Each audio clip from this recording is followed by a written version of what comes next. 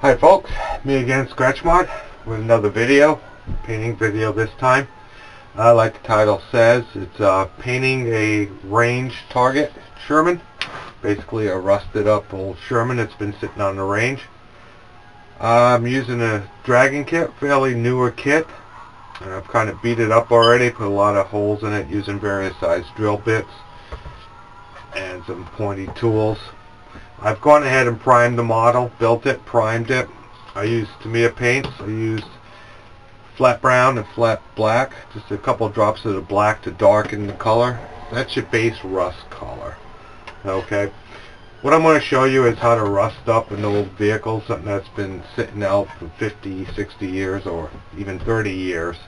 Okay, there are different ways of rusting up a model, different techniques. You can use the salt technique, hairspray technique, sponge, or just paintbrush, or you can spray on the rusted areas.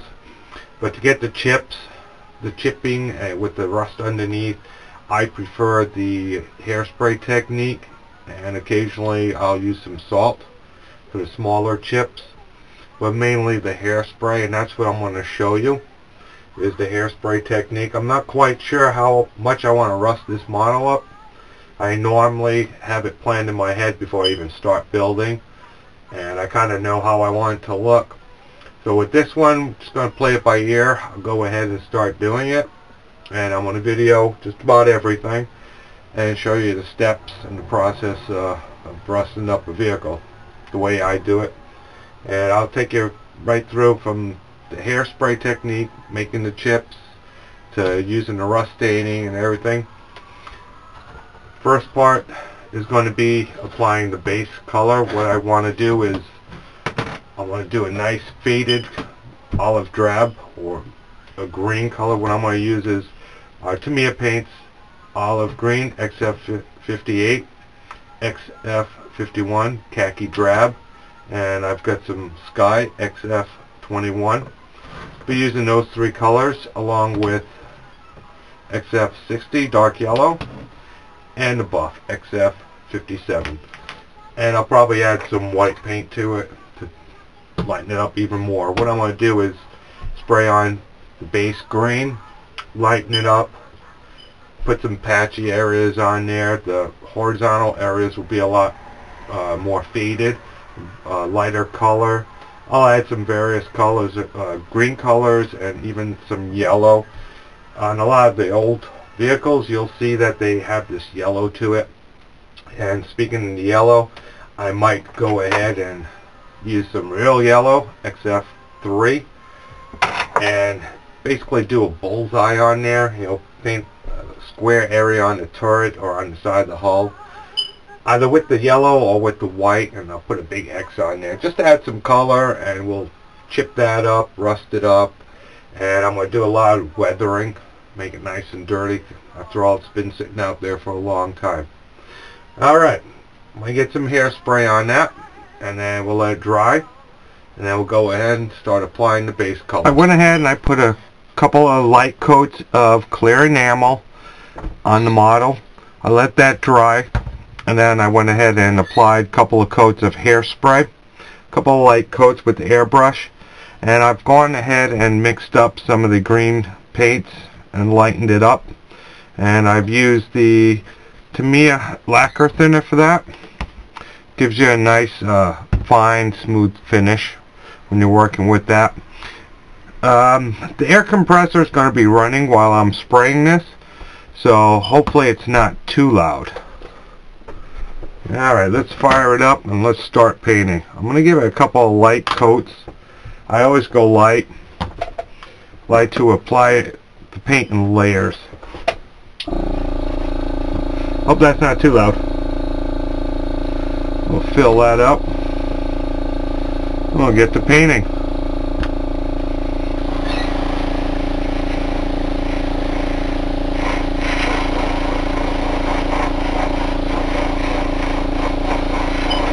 Like I said, I do a couple of light coats.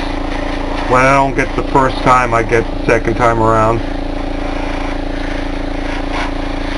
You don't want to go ahead and put one thick coat on.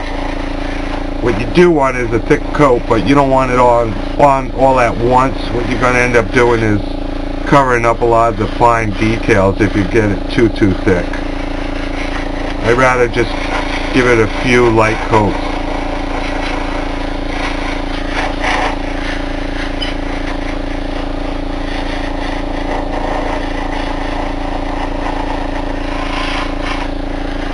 Alright, I've gone all the way around.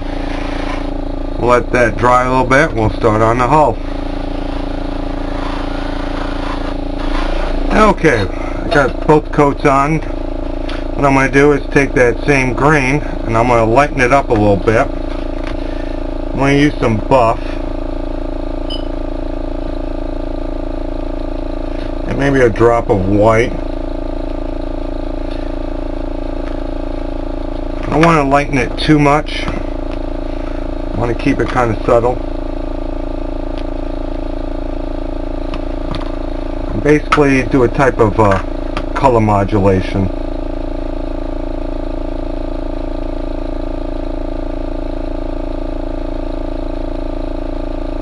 That's about right.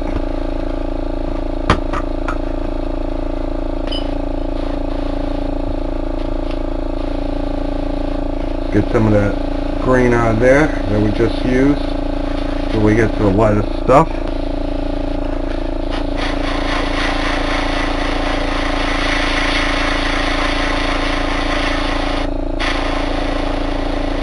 Just want to do a little bit at a time.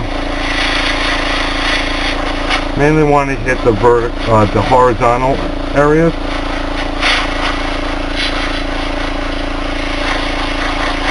I've got it thinned really good.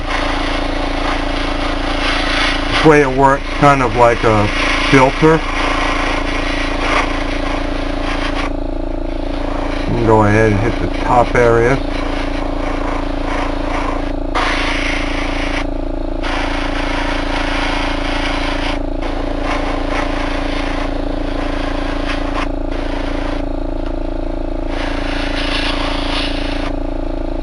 I have the fine tip in, I'm just going to go ahead and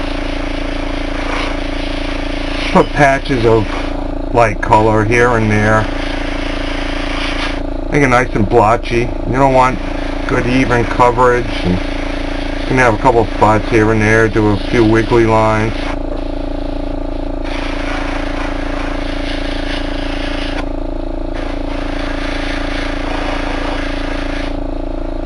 So, we'll go ahead and do that to the lower hull.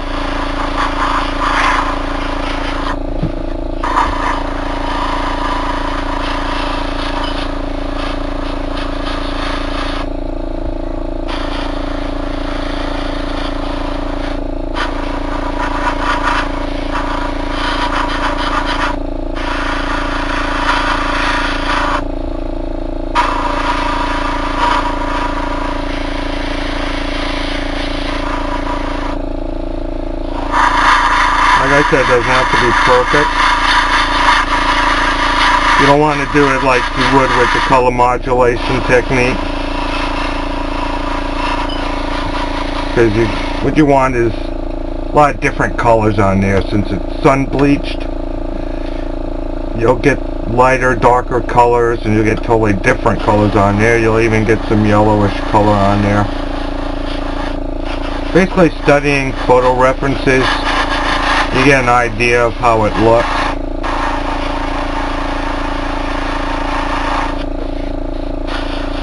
You get the top and bow transmission.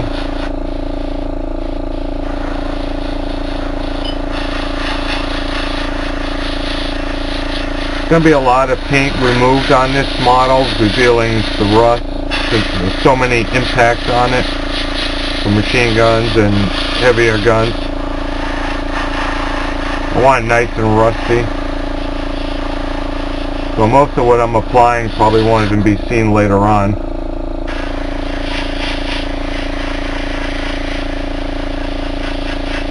You can even do vertical streaks.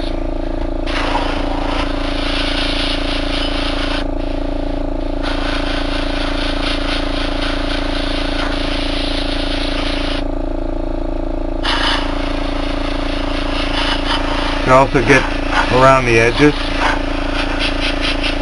to kind of like a chipping effect. So I'm just going to go ahead and stop it right there. That's probably enough. And get right back there a little bit, a little more color.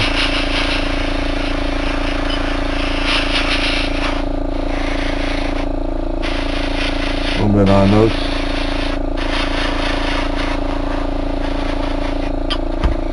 Yeah, let's do some right there too. Alright. Now what we want to do is change the color a little bit more. What I'm going to do is thin this down a lot more.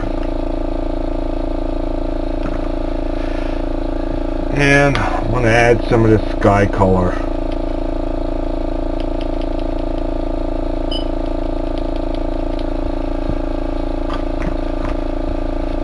And you can also use oils and do it, you know, like a filter type color modulation. But I like to use the airbrush.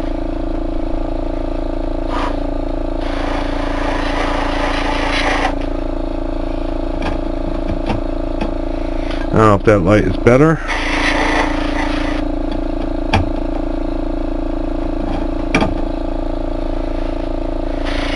I'll just add some different coloring here and there.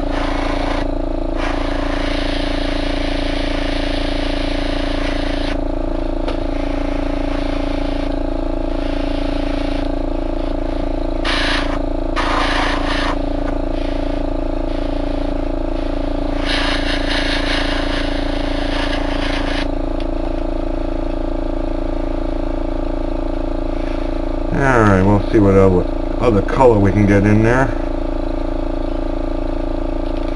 We'll go with some yellowish, I guess.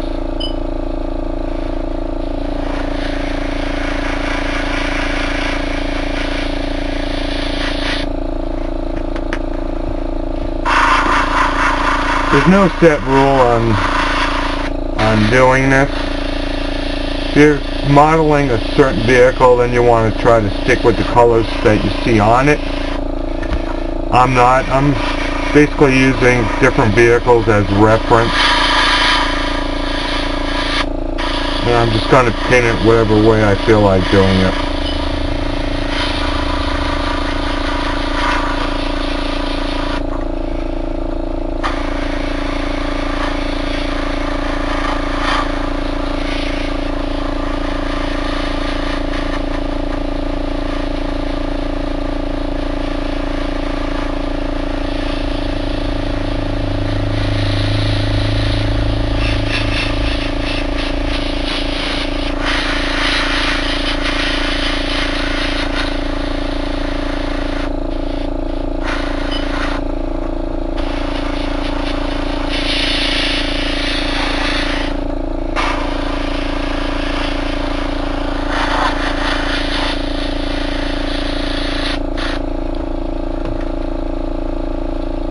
A little too much on that.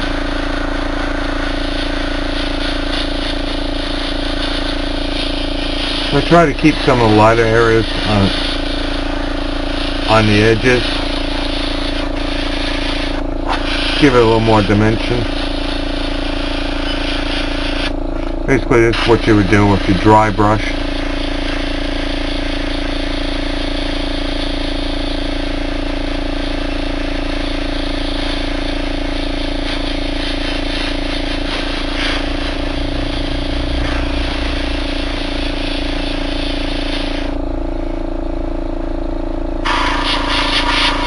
We'll get those two hatches nice and white.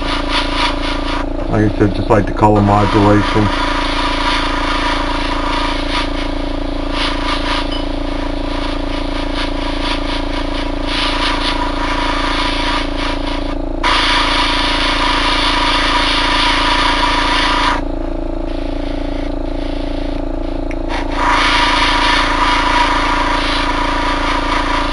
Get those covers.